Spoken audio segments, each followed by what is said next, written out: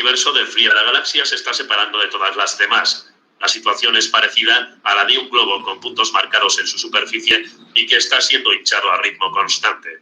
A medida que el globo se expande, la distancia entre dos puntos cualesquiera aumenta, pero no se puede decir que ninguno de ellos sea el centro de la expansión.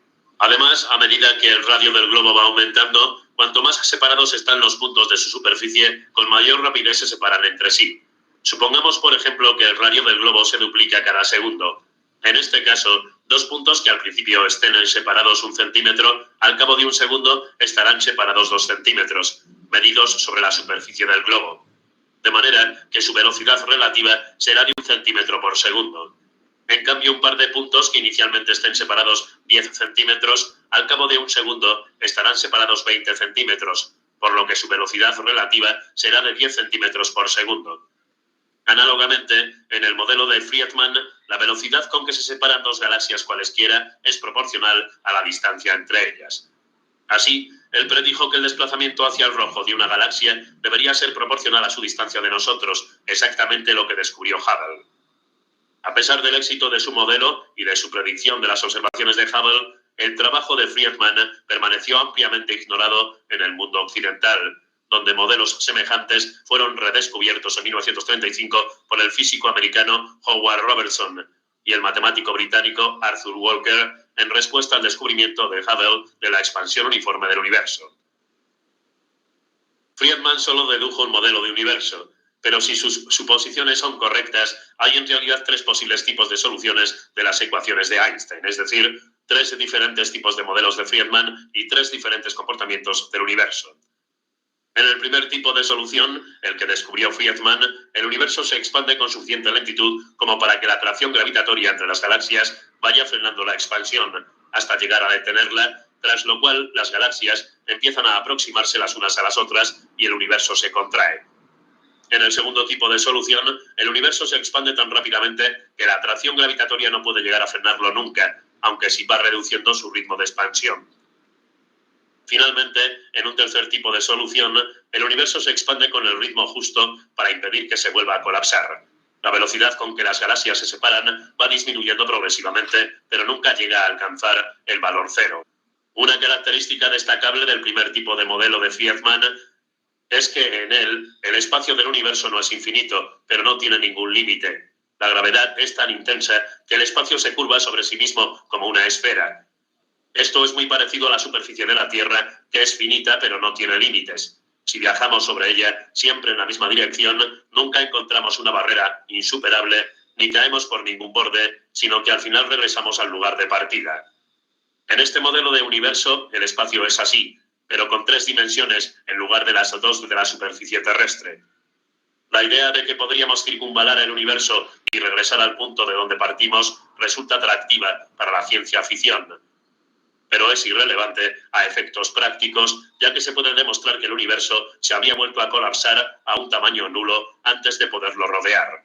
En efecto, el universo es tan grande que para regresar al punto de partida antes de que el universo terminara, deberíamos viajar con una velocidad superior a la de la luz. Y esto no está permitido. En el segundo modelo de Friedman, el espacio también está curvado, pero de una manera diferente. Solo el tercer modelo corresponde a un universo cuya geometría a gran escala es plana, aunque el espacio sigue siendo curvado o deformado en las proximidades de los objetos con una gran masa. ¿Cuál de los modelos de Friedman describe nuestro universo? ¿Llegará el universo a detenerse y empezará a contraerse de nuevo? ¿O bien se seguirá expandiendo para siempre?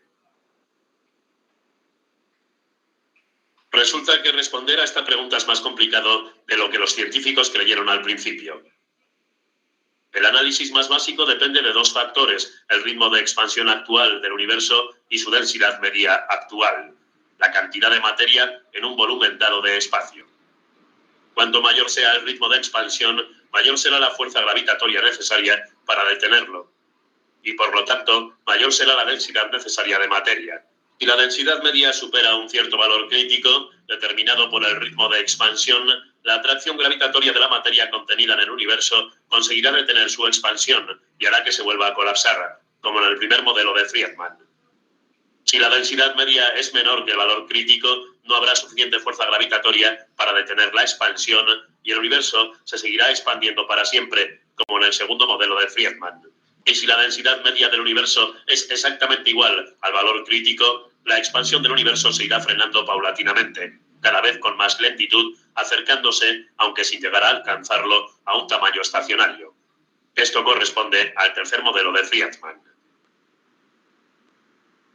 Así pues, ¿en qué tipo de universo nos encontramos?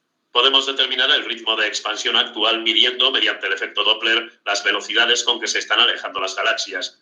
Esto se puede lograr con gran precisión, pero en cambio las distancias a las galaxias no se conocen muy bien, porque solo las podemos medir indirectamente.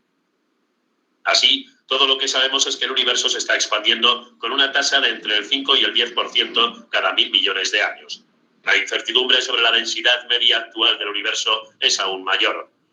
Sin embargo, si sumamos las galaxias de todas las estrellas que podemos ver en nuestra galaxia y en las otras galaxias, el total es menor que la centésima parte del valor necesario para detener la expansión del universo, incluso para la estimación más baja de la tasa de expansión. Pero la historia no termina aquí. Nuestra galaxia y las demás deben contener también una gran cantidad de materia oscura que no podemos ver directamente, pero cuya presencia inferimos a partir de la influencia de su atracción gravitatoria sobre las órbitas de las estrellas. Quizá la mejor evidencia de ello procede de las estrellas de las zonas exteriores de las galaxias espirales, como la Vía Láctea. Estas estrellas giran alrededor de sus galaxias demasiado velozmente para poder ser retenidas en su órbita meramente por la atracción gravitatoria de las estrellas observadas. Además, la mayoría de las galaxias se hallan agrupadas en cúmulos y podemos inferir análogamente la presencia de más materia aún entre dichas galaxias por su efecto sobre el movimiento de estas. De hecho, la cantidad de materia oscura en el universo supera ampliamente la de materia ordinaria. Cuando sumamos toda esta materia oscura, solo obtenemos una décima parte de la densidad de materia necesaria para detener la expansión. Pero también podría haber otras formas de materia distribuida casi uniformemente por el universo que aún no hayan sido detectadas y que puedan elevar más la densidad media del universo. Por ejemplo, existe un tipo de partículas elementales denominadas neutrinos que interaccionan muy débilmente con la materia y son muy difíciles de detectar. Un experimento reciente sobre neutrinos utilizó un detector subterráneo con nada menos que 50.000 toneladas de agua. Se creía que la masa de los neutrinos era nula y que por tanto no ejercían atracción gravitatoria, pero algunos experimentos de los últimos años indican que en realidad tienen una masa muy pequeña, que había pasado desapercibida hasta ahora. Si tienen masa, podrían constituir una forma de materia oscura. Aun admitiendo la existencia de materia oscura, parece que en el universo existe mucha menos materia de la necesaria para detener su expansión, de modo que hasta hace poco la mayoría de físicos habían admitido que corresponde al segundo modelo de Friedman. Pero entonces llegaron nuevas observaciones. En los últimos años, varios equipos de investigadores han estudiado diminutas arrugas en la radiación de fondo de microondas descubierta por Penzias y Wilson.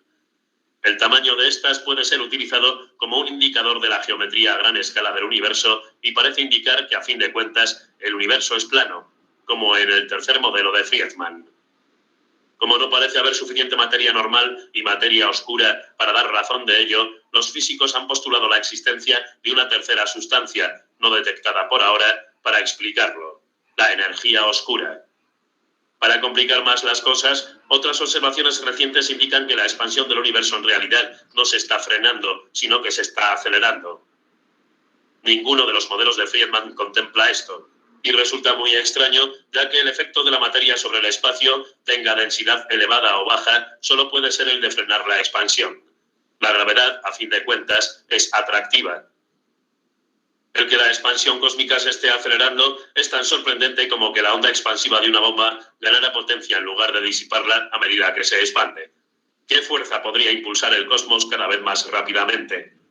Nadie lo sabe con certeza todavía, pero podría ser una evidencia de que después de todo Einstein estaba en lo cierto acerca de la necesidad de la constante cosmológica y sus efectos antigravitatorios. Con el arrollador avance de las nuevas tecnologías y los grandes nuevos telescopios instalados en satélites, estamos aprendiendo rápidamente cosas nuevas y sorprendentes sobre el universo. Tenemos ahora una idea bastante aceptable de su comportamiento en tiempos futuros.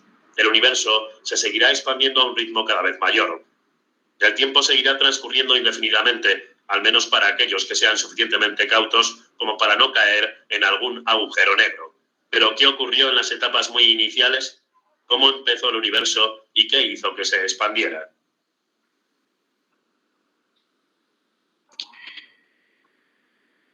Muy bien, jóvenes, muy buenos días. ¿Cómo se encuentran el día de hoy? Buenos días. Buenos días. Buenos días, profe. Buenos días, bienvenidas, bienvenidos. ¿Alguna duda al momento antes de comenzar nuestra clase?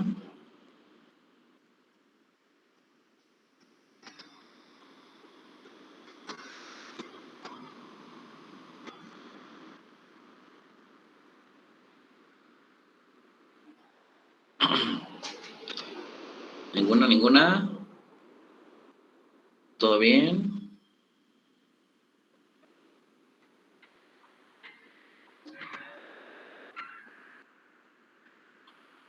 Ok, pues necesito... Todo bien.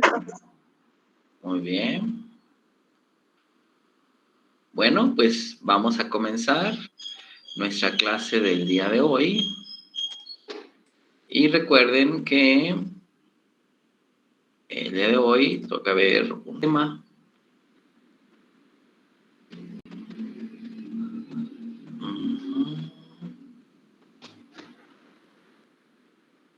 Ok, ¿qué tema toca ver? Bueno, aquí en la guía nos dice que el día 25, es decir, el día de hoy, vamos a ver algo de calorimetría. ¿Qué significa calorimetría? Pues medir el calor, ¿verdad? Medir la transferencia de calor. Y bueno, para eso nos vamos a auxiliar de uno de los libros, por ejemplo, el de Sears, Calorimetría y Cambios de Fase. En este libro, pues, nos muestra las ecuaciones que vamos a necesitar para resolver nuestro problema. Vamos a leer primero el problema. ¿Qué nos dice el problema? Tu taza de café de 300 gramos a 85 grados Celsius. Bueno, el café es... Recuerden que ahora el líquido, pues, es importante que se exprese en términos de masa y no de volumen, sino es importante cuánta masa ocupa, o más bien tiene ese volumen. Entonces, tu taza de café de 300 gramos a 85 grados Celsius es muy caliente para beber, pues sí, la taza de café pues casi está hirviendo, ¿verdad? Y entonces lo que vamos a hacer es vertir un cubo de hielo de 42 gramos, obviamente el cubo de hielo está a 0 grados Celsius. Viertes un cubito de hielo ahí. ¿Cuál es la temperatura final de la mezcla al alcanzar el equilibrio térmico?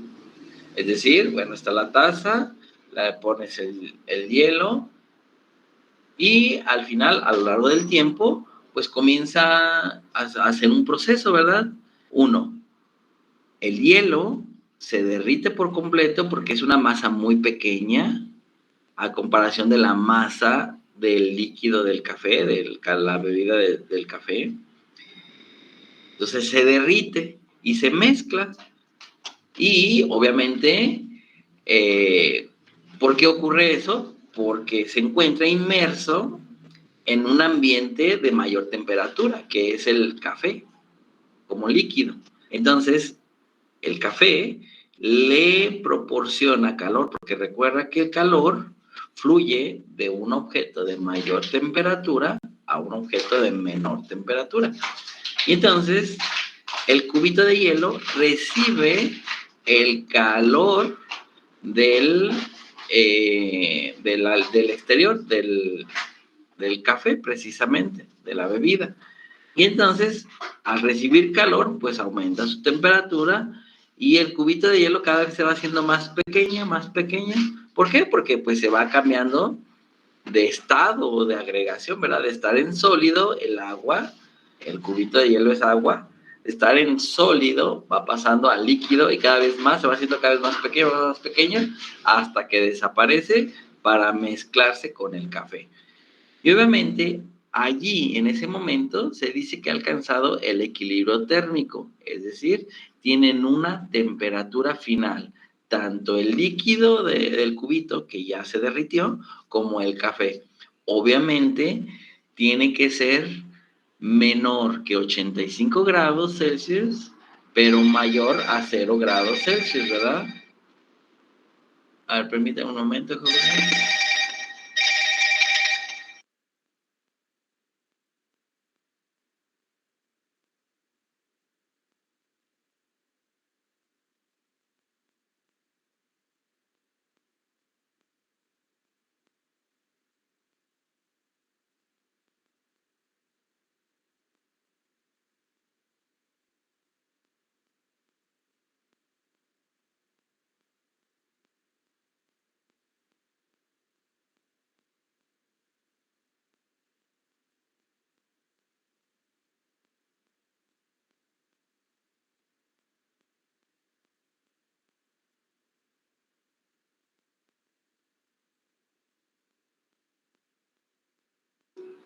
Ok, a ver, jóvenes. A ver, se me olvidó dónde estábamos. Por acá, ¿verdad? Entonces, ¿sí me explico cómo está la transferencia de calor? ¿Cómo es el proceso térmico para alcanzar el equilibrio térmico? Sí, profe. Sí, muy bien. Bueno, pues eso ocurre para poder encontrar la temperatura de equilibrio. Bien. A ver.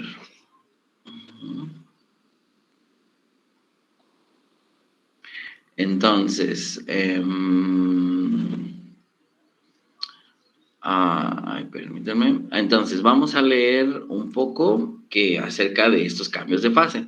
Bueno, primeramente, el cubo de hielo es el que sufre un cambio de fase.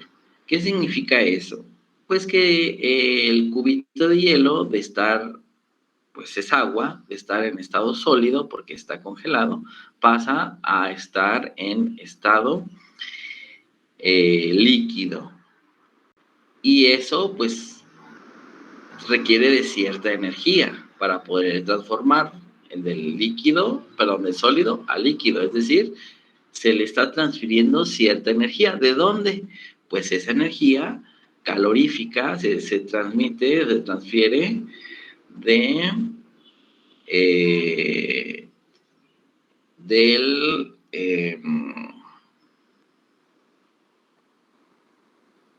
del café hacia el hielo.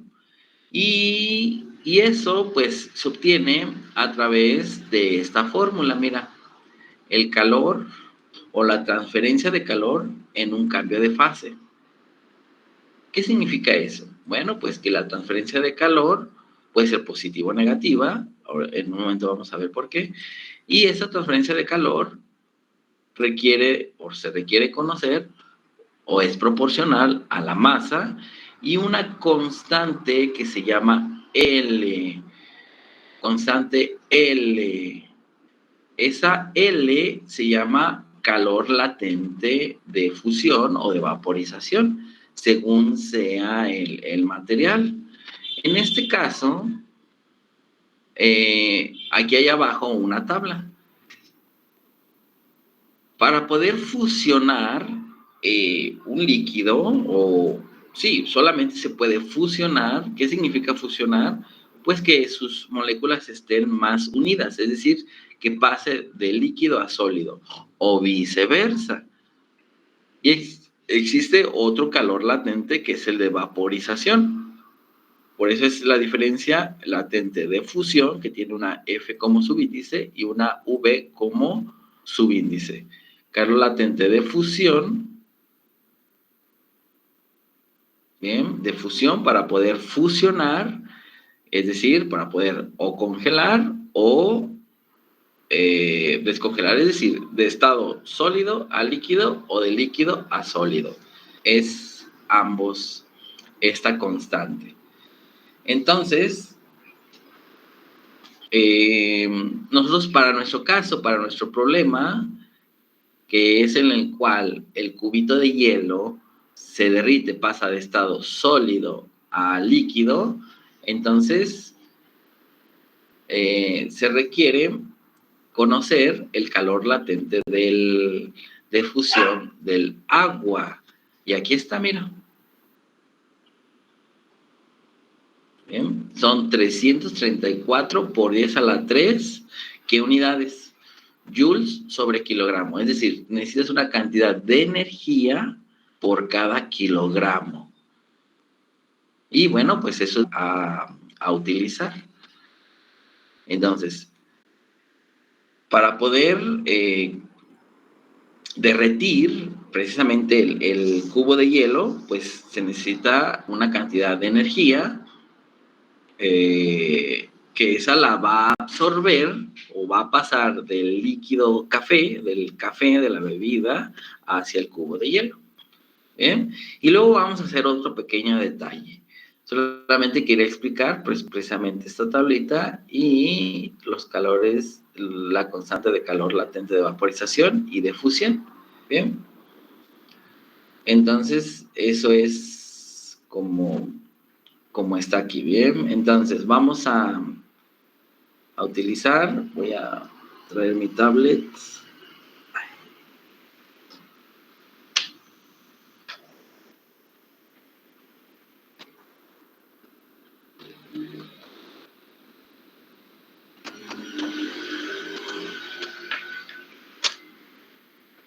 A ver, un momento.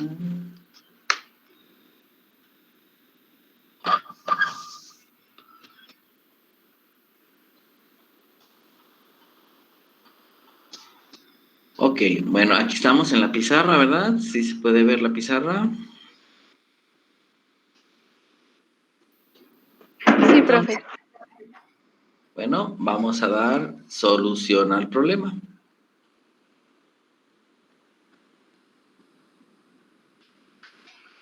Ahí está. Entonces, bueno, ¿qué significa? Bueno, vamos a hacer nuestro dibujito, ¿verdad? Pues bueno, se requiere una taza de café. Bueno, vamos a dibujar una tacita de café. A ver, vamos a dibujar así, un recipiente. Bien. Aquí está la orejita. Ahí está. Bueno, es una taza y al interior hay café, ¿verdad? Ok, al interior pues hay café. Ahí está. Bien.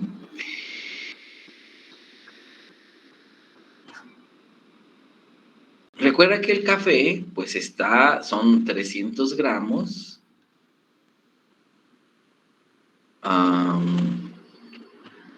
Son 300 gramos de líquido y que están a 85 grados Celsius, ¿verdad?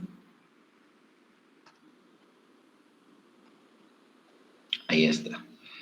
Y bueno, dice el problema que vertimos un cubo de hielo. A ver, vamos a vertir un cubo de hielo. Bien, un cubito de hielo. A ver, ahí está. Recuerden que el hielo flota porque es menos denso. Bien, ahí está el cubito de hielo. Bien, recuerden que el cubito de hielo es de 42 gramos, que es una masa más pequeña que el otro, que el agua caliente que está ahí del café, que es de 40 gramos, bien, a 0 grados Celsius. Ahí está, bien. Entonces, al cabo de un rato, ahora voy a tener que dibujar de nuevo la tacita. A ver, ahí. Y bueno, su oreja. Bueno, es la misma taza, bien. Y vamos a dibujar.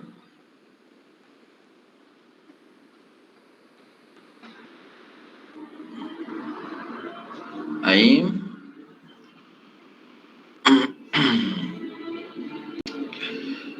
Y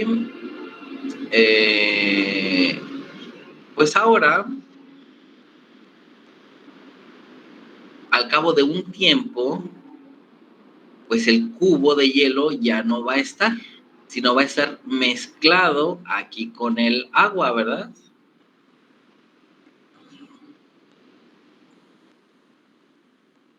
Al fin y al cabo se va a mezclar el cubo de hielo.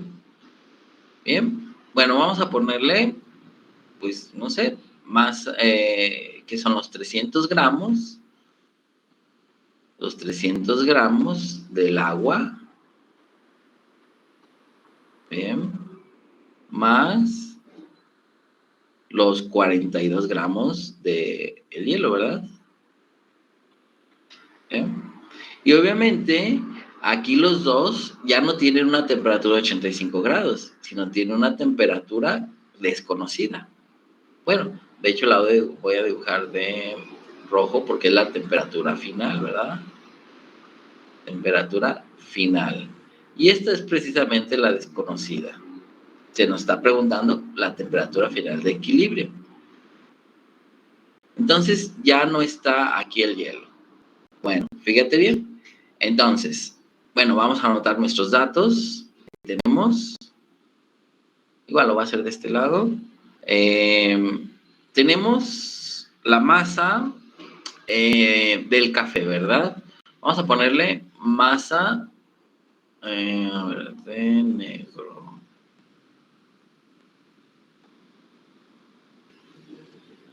Masa del café.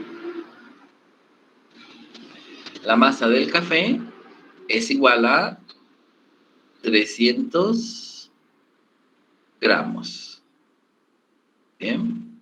Luego, la temperatura inicial ¿de quién? Del café.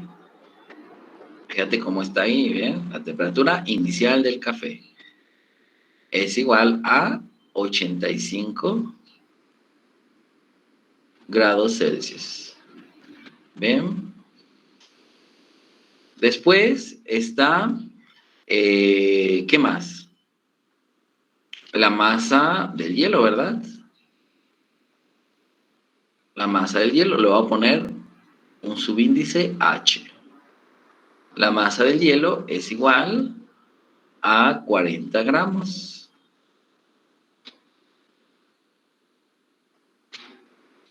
Gramos se simboliza con G, ¿bien? 40 gramos. Y luego, la temperatura inicial del hielo, ¿verdad? Temperatura inicial del hielo es igual a 0 grados Celsius. ¿Bien? Bueno, pues al final debemos de encontrar la temperatura final de equilibrio, ¿verdad? Es decir, nuestra incógnita es la temperatura final, que al fin y al cabo, pues van a ser para ambos, es la misma para ambos. ¿Bien?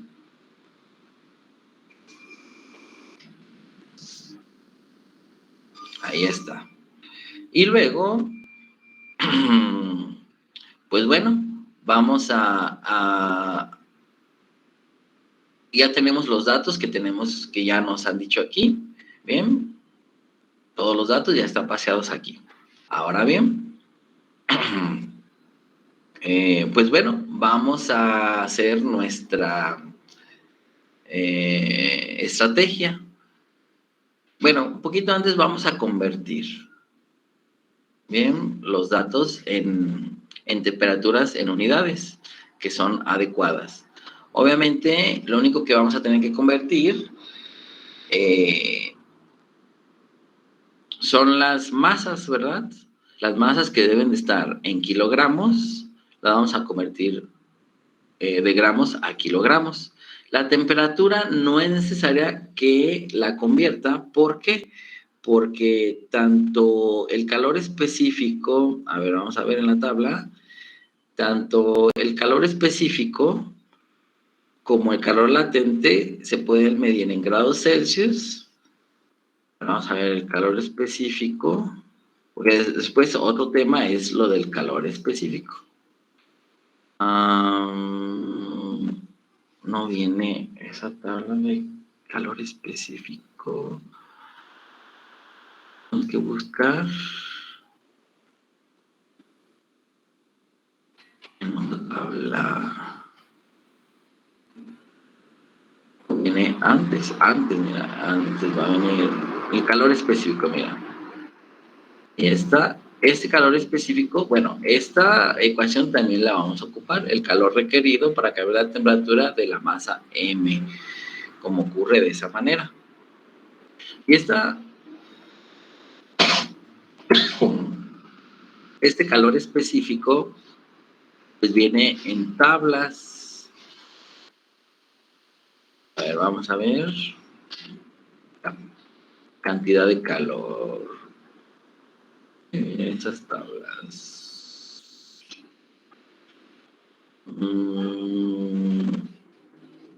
Bueno, mira, el calor específico del agua es aproximadamente, pues aquí está, mira, un 4.190 joules sobre kilogramo por Kelvin, o una caloría por gramo por grado Celsius, o bien una unidad británica de temperatura sobre libra por grado Fahrenheit. Bueno, nosotros vamos a utilizar esta. Bueno, y si vamos a utilizar esto, pues requiere que la temperatura también esté en kelvins. Entonces, vamos a tener que convertir la temperatura también a kelvins. Obviamente, pues la masa, que son 300 gramos, bueno, vamos a poner aquí 300 gramos. Vamos a poner aquí 300 gramos, igual a 300 gramos, y lo voy a multiplicar por un factor de conversión. Obviamente, gramos tienen que estar aquí abajo y kilogramos está arriba, porque quiero que se quede kilogramos. ¿Qué relación hay de kilogramos y gramos? Bueno, que un kilogramo equivale a 1000 gramos. Y por lo tanto, 300 entre 1000, pues son 0. kilogramos, ¿verdad? Entonces, por lo tanto, 300 gramos equivale a 0.3 kilogramos. Bien, ahí está una conversión. Luego otra, que son 40 gramos. Vamos a ver cuánto equivale. Escribimos de nuevo 40 gramos y lo multiplico por un factor de conversión. Abajo deben de ir gramos y arriba kilogramos. Y digo, ¿qué relación hay de kilogramos y gramos? Bueno, que un kilogramo equivale a 1000 gramos. Y tenemos 40 por 1 entre 1000, pues tenemos 0.04 kilogramos. Bien, entonces por lo tanto 40 gramos equivale a esta cantidad. Y después la temperatura inicial. Cada una, lo que vamos a hacer a la temperatura, recuerda que se le suman 273. Por lo tanto, 85 más 273, pues son, a ver, vamos a sumar, pues son 350 y tenemos 85 más 273, son 358. Es decir, 85 grados Celsius equivalen a 358 kelvins. Y a su vez, 0 grados Celsius equivalen a 273 kelvins. ¿Bien? Porque es sumándole 273. Ya hemos visto esta conversión de unidades. Ahora bien, bueno, pues por efectos de espacio voy a evitar escribir de nuevo la columna del paso 4, del paso 5, sino que voy a continuar con la estrategia. Entonces, ¿qué estrategia vamos a seguir? Bueno, pues vamos a... sabiendo, voy a escribir eso que acabo de explicar hace un momento, sabiendo que el cubo de hielo se derrite,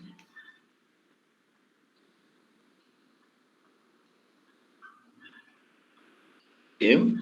Es decir, el cubo de hielo aquí lo pones y comienza a derretirse. ¿Por qué? Porque el ambiente está a mayor temperatura. ¿Bien? Derrite, adquiriendo calor, se derrite, adquiriendo, precisamente por la adquisición.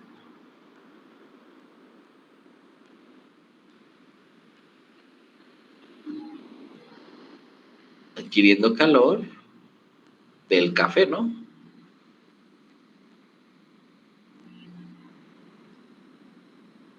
¿Cierto? Entonces, si el café cede calor, pues ¿cuánto calor se necesita para que el hielo se derrita?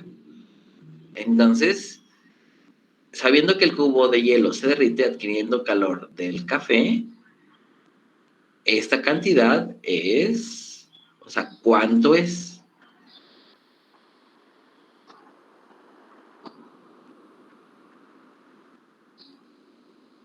¿Cuánto es? Bueno, eso está determinada por nuestra ecuación del calor latente.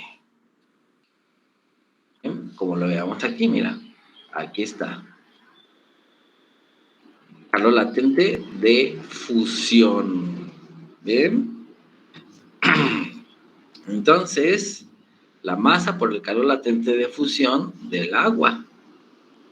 ¿Cuál es el calor? Pues eso viene de la temperatura, mira. Calor latente de fusión del agua son 334 por 10 a la 3. Bien, Joule sobre kilogramo, que es decir, son 334.000 Joule sobre kilogramo por Kelvin. Entonces, eso lo requerimos para esto. Entonces decimos, a través de esta fórmula, el calor que necesita el cubo de hielo para derretirse, es decir, para cambiar de estado sólido a líquido, es igual a su masa por una constante, que es el calor latente de fusión. Entonces tenemos aquí la masa. ¿Cuánta masa tenemos? ¿Cuánta masa tenemos? Pues la masa del hielo, que son 40 gramos, ¿verdad? Entonces, hacerlo así de azul. Entonces tenemos 40 gramos, pero obviamente no vamos a meter gramos porque, uno, ya los convertimos, y dos, aquí el calor latente de fusión del hielo que me indica que son 364 por eso la 3 Joule sobre kilogramo. Pero yo requiero kilogramos, no requiero gramos. Pues, por lo tanto, voy a necesitar la cantidad en kilogramos. La masa del cubo de hielo, pues son 0.04 kilogramos, ¿verdad? Por el calor latente, que ya habíamos dicho que son 334. ¿Qué unidades? Joule, 334 por 10 a la 3, ¿no? Es decir, 334, 1000. 1, 2, 3. ¿Qué unidades? Joules sobre kilogramo. ¿Bien? Cierras y obviamente es una multiplicación. 0.04 por esta cantidad, pues va a salir aproximadamente 14.000 joules. A ver. 14.000 joules. Bien. Este es el calor que necesita el hielo para derretirse. Pero ¿quién lo proporciona?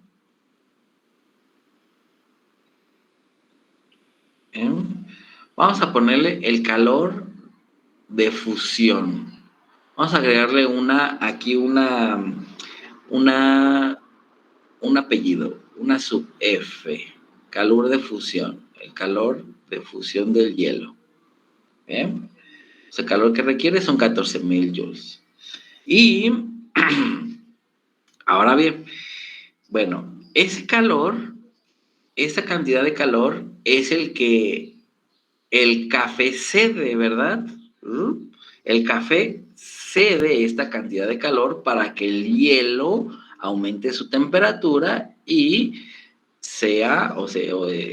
pase a estado líquido. Entonces, voy a escribir eso. Este calor es cedido por el café. Bien, por el café.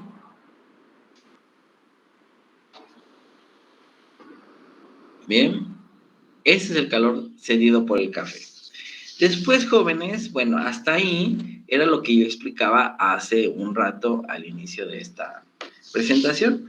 Hasta ahí, pues todo bien, o sea, era lo que yo les explicaba. Ahora bien, ocurre algo con el café, como líquido. Obviamente, bajó su temperatura porque se dio calor al hielo. Al bajar la temperatura, precisamente vamos a ir a esto de aquí, de la cantidad de calor. Es decir, la cantidad de calor que cede es precisamente esta que está aquí. Cantidad de calor es igual a la masa por el calor específico del café, en este caso, del agua, por el cambio de la temperatura. O sea, aquí hay un cambio de temperatura, es decir, el calor requerido para cambiar la temperatura de la masa M. ¿Bien? ¿Cuál masa? Pues la masa M. En este caso, la masa del líquido, del café. Entonces, bajó la temperatura porque se dio calor al hielo. Entonces, esto se calcula, ¿cuánto calor necesitó? Pues eso. Ahora bien, bueno, pues el calor que se necesita, o el calor que se dio de ceder, se dio el café, pues es precisamente el calor que acabamos de calcular. ¿Bien? Y entonces, para nosotros poder descubrir cuál es la temperatura final, es necesario conocer el cambio en la temperatura.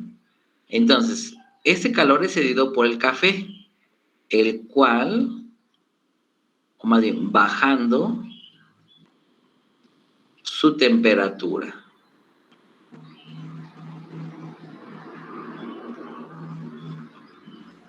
Bien. ¿Cuánto baja la temperatura? Bueno, vamos a observar con esa ecuación.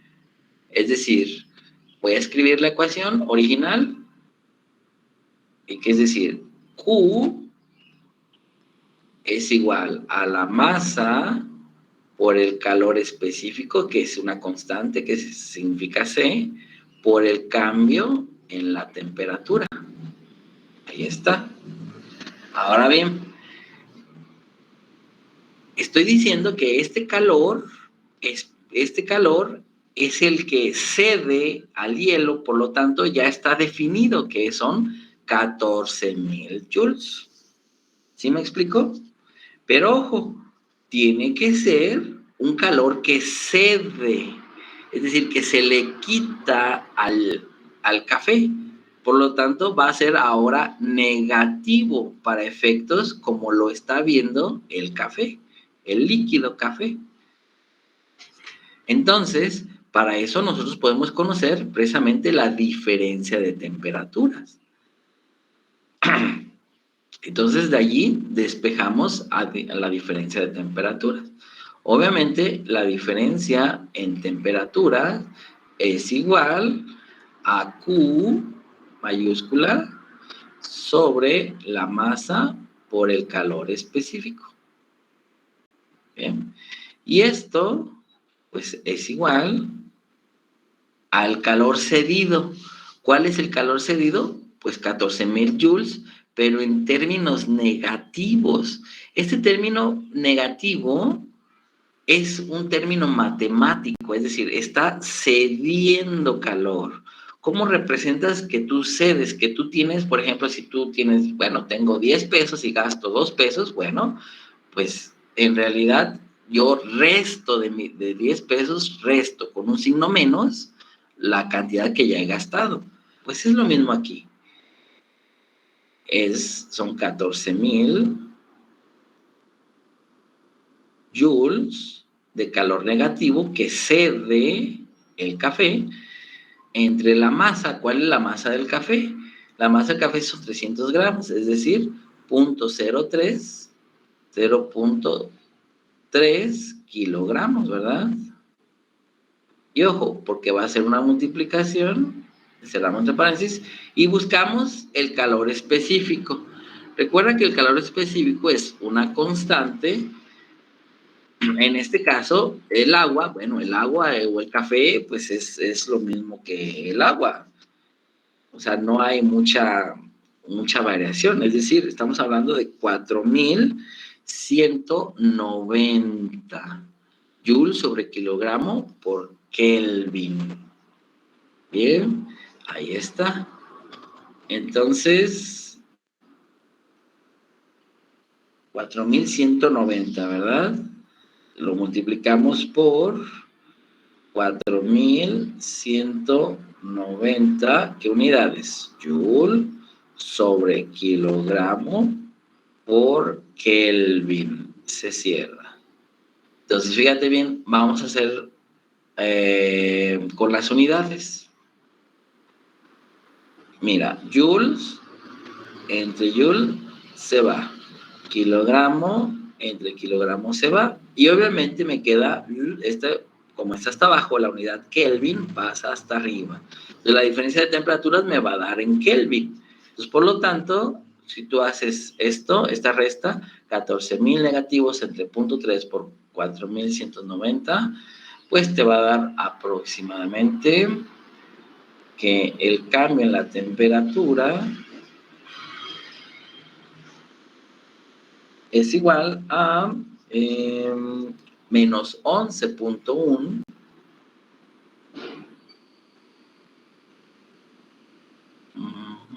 es igual a menos 11.1 grados Celsius. Perdón, 11.1 Kelvin. ¿Bien? Bueno, recuerda que también se puede cambiar a grados Celsius, etc. Pero ojo, esta es una diferencia de temperatura. La diferencia es la misma tanto en escala Kelvin como escala Celsius, es decir, también es lo mismo, menos 11.1 grados Celsius, ¿bien? Porque es una diferencia de temperaturas. Ok, entonces esa es la diferencia de temperaturas, pero ojo, no se me pide la diferencia de temperaturas, se me pide la temperatura final. ¿Cómo saber cuál es la temperatura final?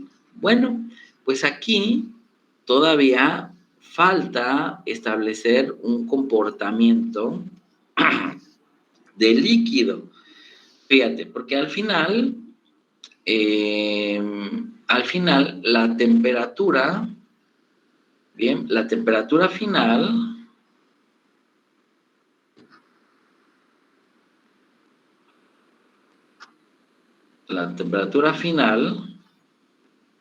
pues recuerda que es la temperatura final menos la temperatura inicial.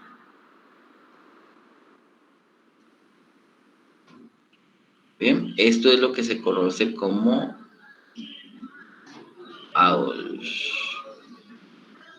eso lo conoce como un delta T. Bien, delta T es la temperatura final menos la temperatura inicial. Es lo que se conoce como un delta T. Ahora bien,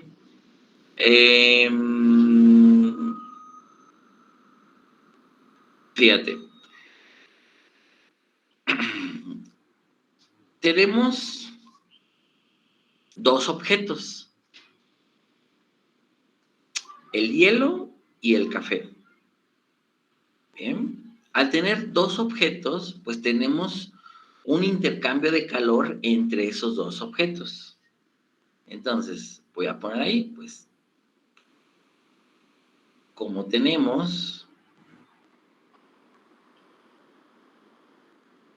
dos objetos,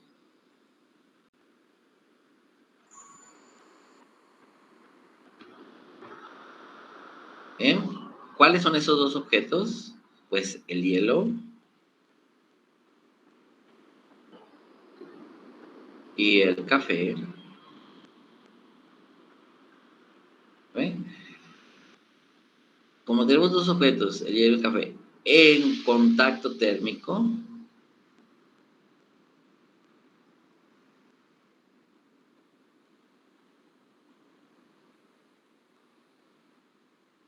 entonces ocurre un intercambio de calor, ¿verdad? Un intercambio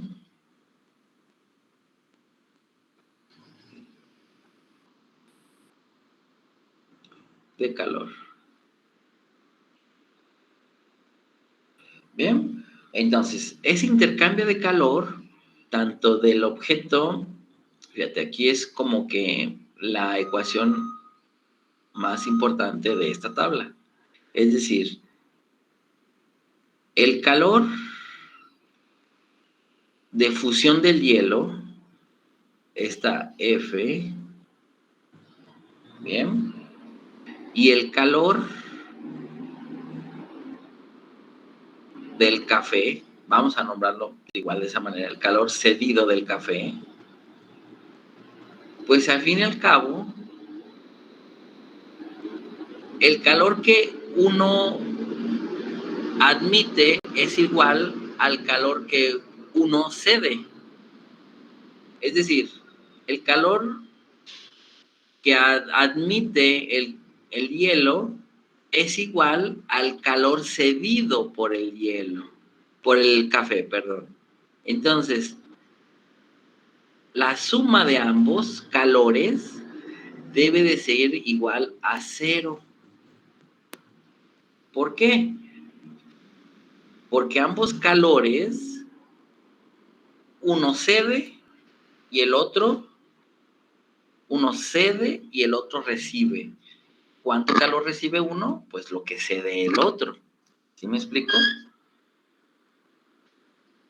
Entonces, esta fórmula es precisamente la fórmula de conservación de la energía para efectos de este problema. Es decir, el calor que uno recibe es igual al más el calor que el otro cede es igual a 0. O también es decir, el calor que uno recibe es igual al negativo del calor que el otro cede. ¿Bien? Por eso es que acá hacíamos el calor negativo, mira, porque se dio. Y entonces, pues bueno, ya tenemos nosotros esta ecuación. Y esta ecuación, pues nos sirve para encontrar precisamente la temperatura final. ¿Por qué? Porque cada calor, tanto calor de fusión, que ya lo tenemos 1000, bueno, pues como se convirtió en agua, pues ahora el agua tiende a subir un poco la temperatura, el agua o la masa de este cubito. Entonces, por lo tanto, tenemos que la masa del hielo,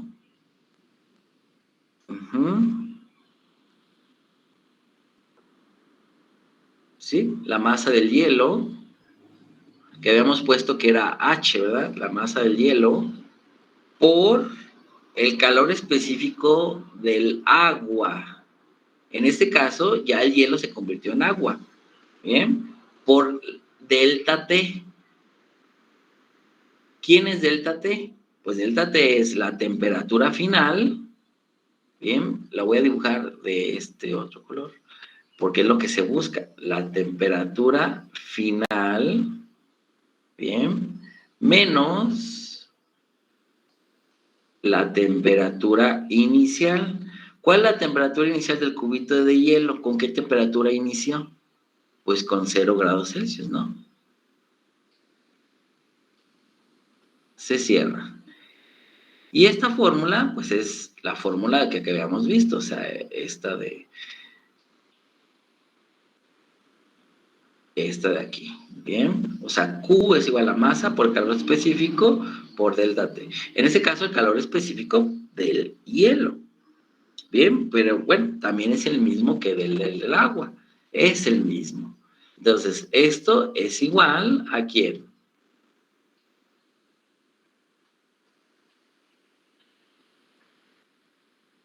A el negativo ¿de quién? De la masa del café por el calor específico del agua o del café, que ya lo sabemos, que es de 4190 joules sobre kilogramo Kelvin, por delta T. ¿Quién es delta T? Pues delta T es la temperatura final menos la temperatura inicial. ¿Cuál es la temperatura inicial del café?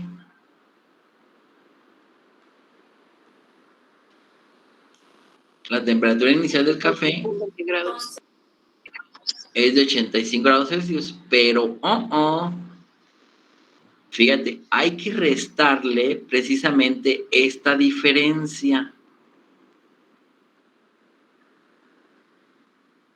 Es decir, al momento, es decir, esta fórmula, esta que estamos dibujando aquí, de QF igual a menos QC, es para cuando ya se derritió el cubito de hielo.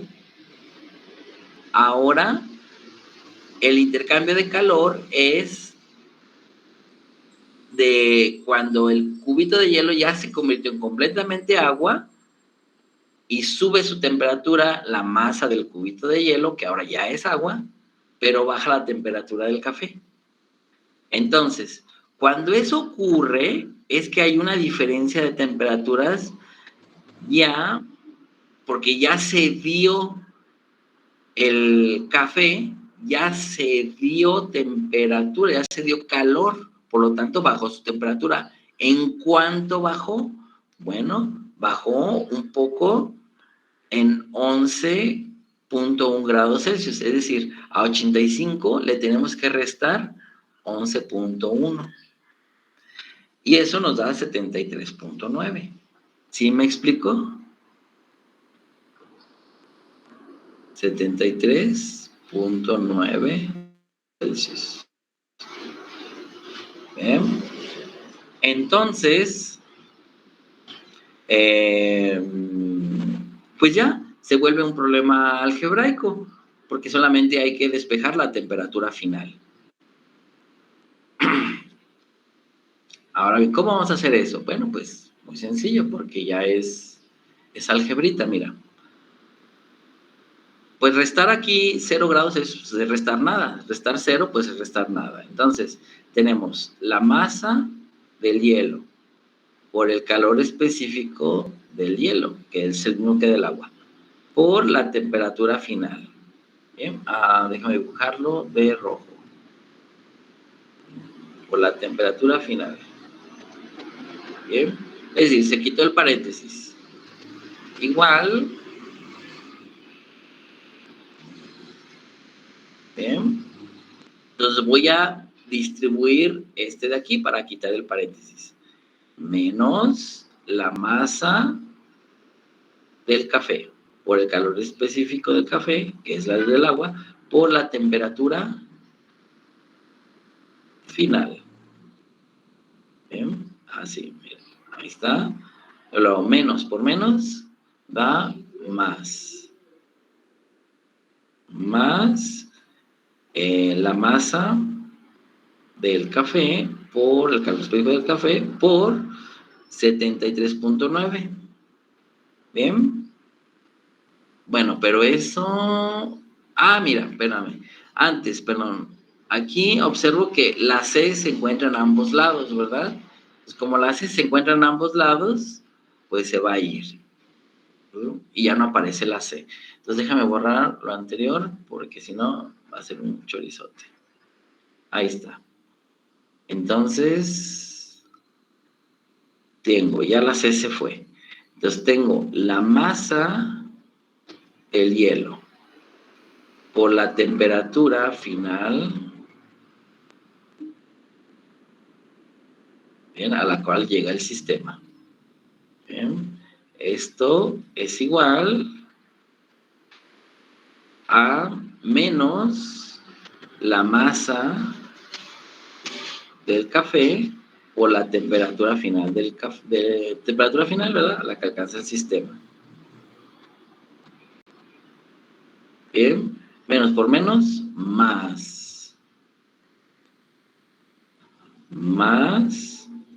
la masa, más 73.9 grados Celsius por la masa del café. Bien. Y así paso para acá, está restando para que los dos, la temperatura final, estén juntas y tengo, bueno, pues ya la suma, es decir, la masa del hielo por la temperatura final más la masa del café por la temperatura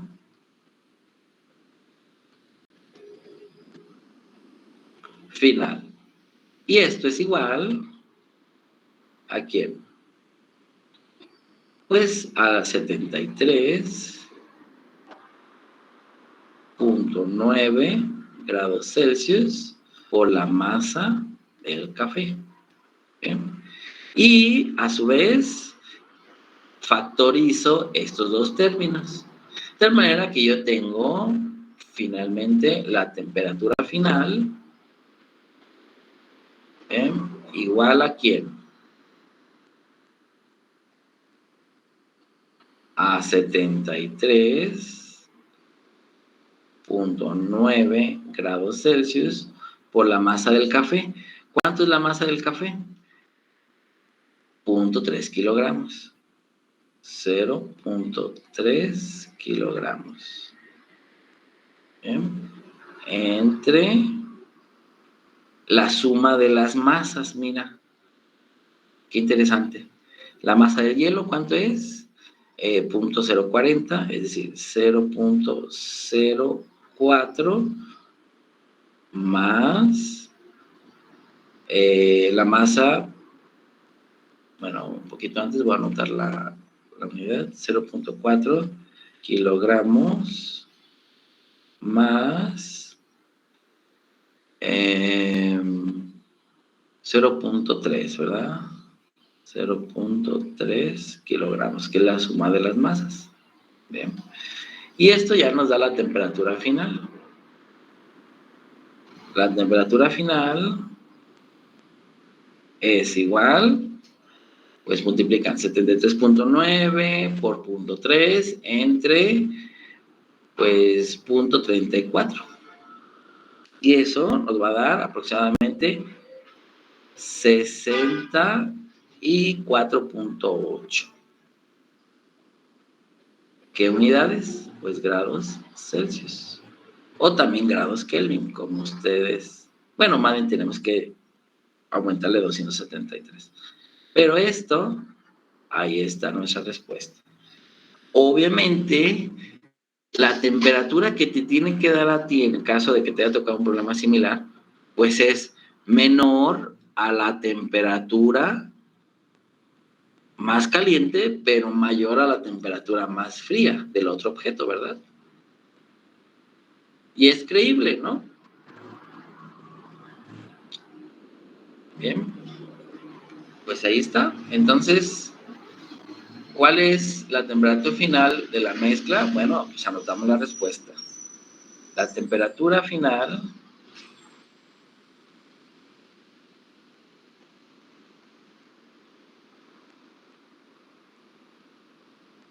de la mezcla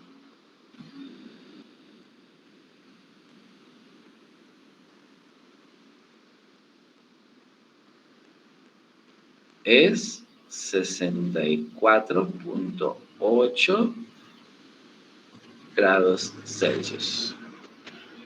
Bien. Ahí está, jóvenes. Esta solución del problema. ¿Alguien tiene alguna duda, pregunta, observación?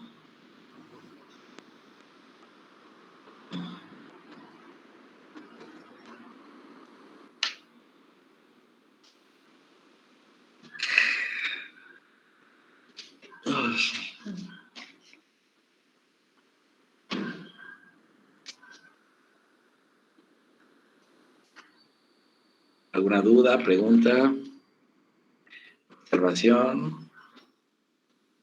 No, profe. No, profe. ¿Ese ejercicio es de calorimetría, profe? Así es.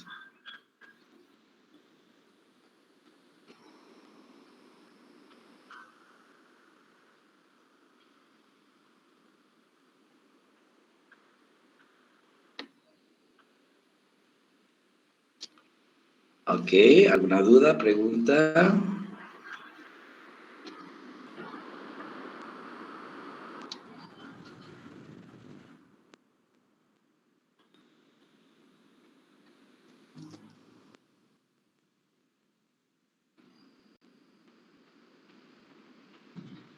¿No? ¿Ninguna?